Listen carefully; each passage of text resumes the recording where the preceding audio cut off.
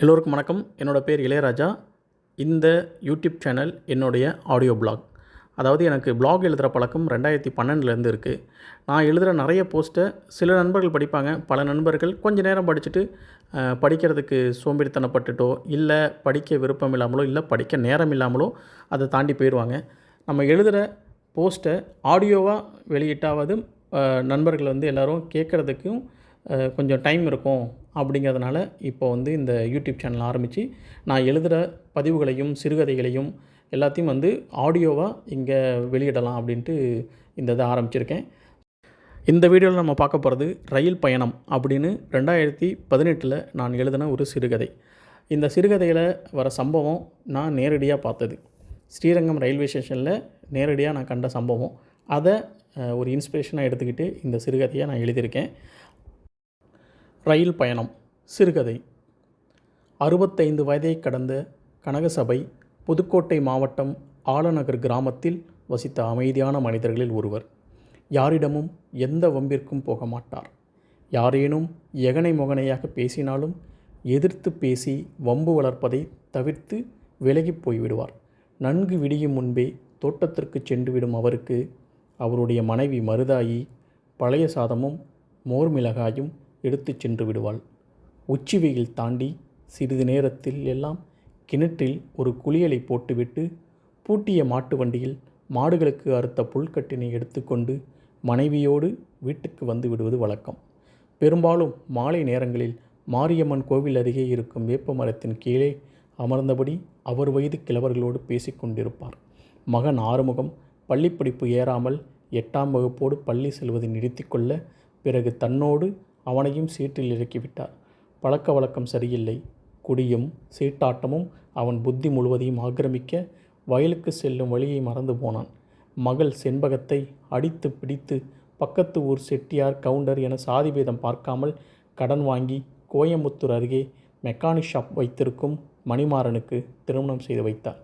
அதற்கு இன்னும் ஒவ்வொரு நெல்லறுப்பின் போதும் தவணை செலுத்தி வருகிறார். ஆறுமுகத்தை தவிர மற்றதெல்லாம் அவர் வாழ்வில் சரியாகத்தான் இருந்தது.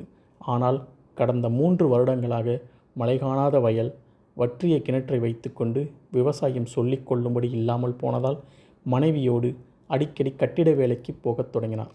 சிறுவயதில் இருந்து நிலத்தில் உழைத்து பழகிய உடல் என்பதால் அந்த வயதிலும் செங்கல் ஜல்லி சுமப்பதை இளவயதுக்காரனைப் போல் செய்து வந்தார்.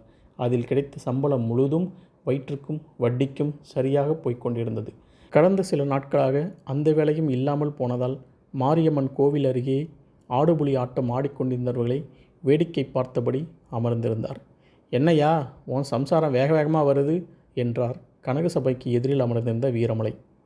கனகசபை திரும்பி பார்க்க இடுப்பில் ஏற்றி சொருகிய சேலையை இறக்கிவிட மறந்து கையில் செல்ஃபோனை எடுத்துக்கொண்டு வந்து கொண்டிருந்தாள் மருதாயி.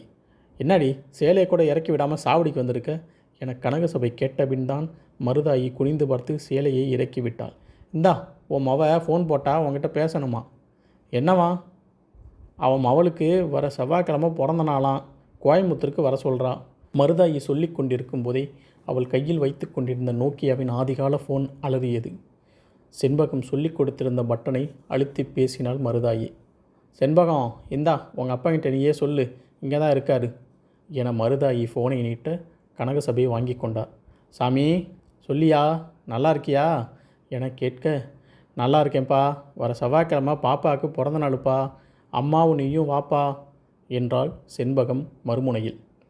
எங்கம்மா வர்றது, அடுத்த வருஷம் வரேம்மா.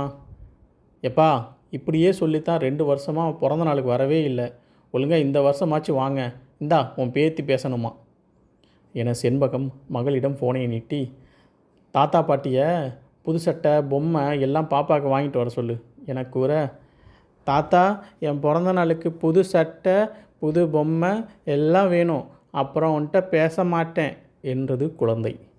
சங்கடத்தில் கொஞ்சம் நெளிந்த கனகசபை, சரியா சாமி, பாப்பாவுக்கு சட்டை பொம்மை எல்லாம் வாங்கிட்டு தாத்தா அங்கே வரேன் என கூறிவிட்டு செண்பகத்துடன் சில பல வார்த்தைகள் பேசிவிட்டு வைத்தார்.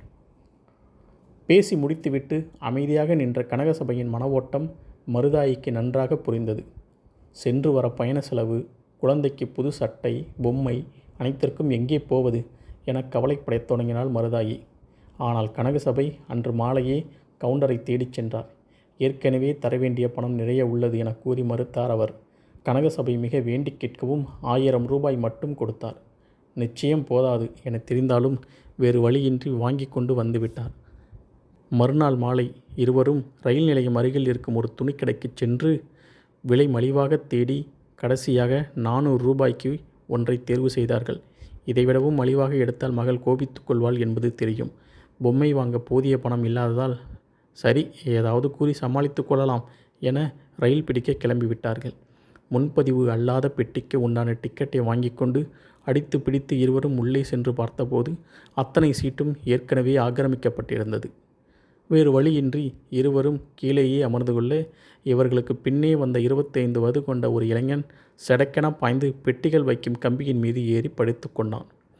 இவர்கள் வீட்டில் செய்து கொண்டு வந்திருந்த புளியோதரையை பிரித்து சாப்பிடத் தொடங்கினார்கள். ரயில் கிளம்புகையில் மணி 11ஐ தாண்டி இருந்தது. திருச்சியை கடந்து ரயில் செல்லத் தொடங்கும் போது இருவரும் உறங்கத் தொடங்கியிருந்தனர். ஓரிருவரை தவிர பெட்டியில் அனைவரும் உறங்கிக் கொண்டிருந்தனர். அப்போது கனகசபையின் மீது சற்று கனமான ஒன்று விழுந்தது. உறக்கத்திலிருந்து பதறி எழுந்த கனகசபை என்ன விழுந்தது என பார்க்க அவர் மடி மீது ஒரு செல்போன் கிடந்தது.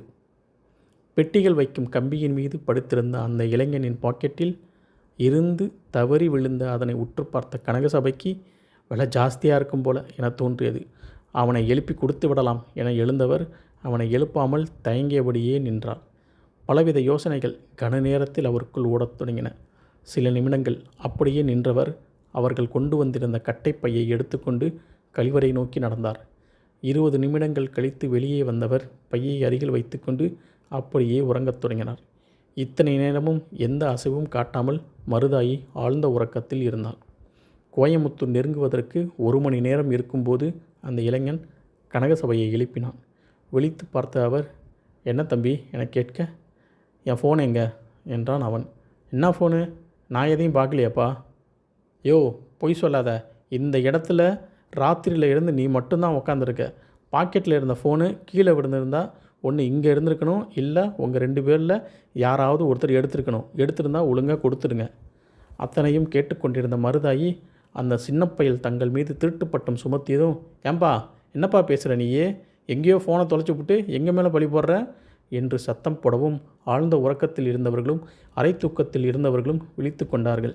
என்னம்மா சும்மா சத்தம் போடுற, எதுவும் எடுக்கலைன்னா பையை திறந்து காட்டு. நான் எதுக்கடா என் பையை திறந்து காட்டணும்? எந்த ஒரு நாயோ வந்து பையை திறந்து காட்டினா நான் காட்டணுமாக்கும். இங்கே பாரு, நாய்கின்னு சொன்ன மரியாதை இருக்காது. ஆமாம்.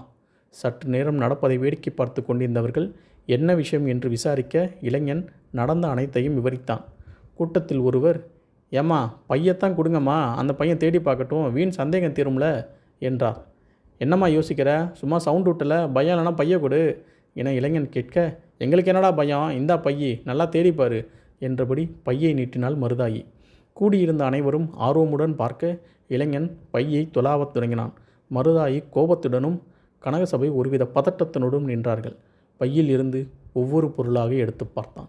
புளியோதரை கொண்டு வந்திருந்த தூக்குவாளி பை, செண்பகத்திற்கு கொடுப்பதற்கு மருதாயி எடுத்து வந்த உடைக்காத உளுந்து அடங்கிய பை, அவர்கள் இருவருக்கும் மாற்று துணி என எடுத்து பார்த்தவன் தன் பேத்திக்காக அவர்கள் வாங்கிய பிறந்தநாள் துணி இருந்த பாக்ஸை எடுத்தான். வெறும் துணி மட்டும் உள்ள பாக்ஸ் இத்தனை கனமாக இருக்காது என அந்த பாக்ஸை பிரிக்க முயன்றான். அதையாண்டா பிரிக்கிற, வெறும் துணிடாது, இருமா இவ்வளோ வெயிட்டாக இருக்குது, பார்க்க வேணாமா என கூறிக்கொண்டே பிரிக்க உள்ளே அவனுடைய ஃபோன் அந்த பட்டு பாவாடை சட்டைக்கு நடுவே இருந்தது. பாருங்கள் சார், இவ்வளோ பேசுனுச்சு அந்த அம்மா, இங்கே பாருங்கள் ஃபோனை திருடி உள்ளே வச்சிருக்கிறத என்றான் இளைஞன். அவளுக்கு தெரியாது, நான் தான் எடுத்தேன் என கனகசபை கூறவும் மருதாயின் வார்த்தைகளால் கடும் கோபத்தில் இருந்த இளைஞன் நொடி நேரத்தில் பாய்ந்து கனகசபையின் சட்டையை கொத்தாக பிடித்து கொண்டான். மற்றவர்கள் சுதாரித்து அவனை இழுத்து பிடிப்பதற்குள் கனகசபையின் கன்னம் சிவக்கும் அளவிற்கு 2 முறை அறைந்து விட்டான். ஏன்பா அதான் ஃபோன் கிடச்சிருச்சுல, அப்புறம் ஏன்பா கையெல்லாம் நீட்டிகிட்டு இருக்க, பாவம் பெரியவர் என்றார் கூட்டத்தில் ஒருவன். ஏங்க என் ஃபோனை திருடி வச்சுட்டு இந்த பொம்பளை என்ன பேச்சு பேசுச்சு, நான் ஈனிச்சு, இப்போ பேசுமா என்றான் அவன் மருதாயை பார்த்து. அவள் அடிவாங்கி கலங்கிய விழிகளுடன் நிற்கும் கனகசபையை பிடித்து கொண்டு அமைதியாக நின்றாள். கூட்டத்தில் ஒருவன், ஏங்க பெரியவரே, இந்த வயசான காலத்தில் பண்ணுற வேலையா இது, அந்த ஃபோனை வச்சு நீங்கள் என்ன பண்ண போகிறீங்க என கேட்டான். கூட்டம் கலைந்து அவரவர் இடம் தேடி எல்லோரும் சென்று அமர்ந்தனர். இளைஞன் மருதாயை முறைத்து பார்த்துவிட்டு கதவிற்கு அருகே சென்று நின்று கொண்டான். கனகசபையின் செயல் குறித்து காரணம் கேட்கவில்லை மருதாயி. புரிந்தவளைப் போல அவரை தோளோடு அணைத்து கொண்டு முதுகினை தீர்த்து கொடுத்தாள். அங்கிருப்போரின் அத்தனை கண்களும் இன்னும் தன்னையே உற்று பார்ப்பதைப் போல ஒரு பிரம்மை கனகசபைக்கு. குனிந்த தலை நிமிரவே இல்லை. அவருக்கு அடியை விட அவமானமே அதிகமாக ஒலித்தது. ரயில் கோயமுத்தூர் ஸ்டேஷன் அடைந்தபோது நன்றாக விடிந்துவிட்டிருந்தது. முற்றும்.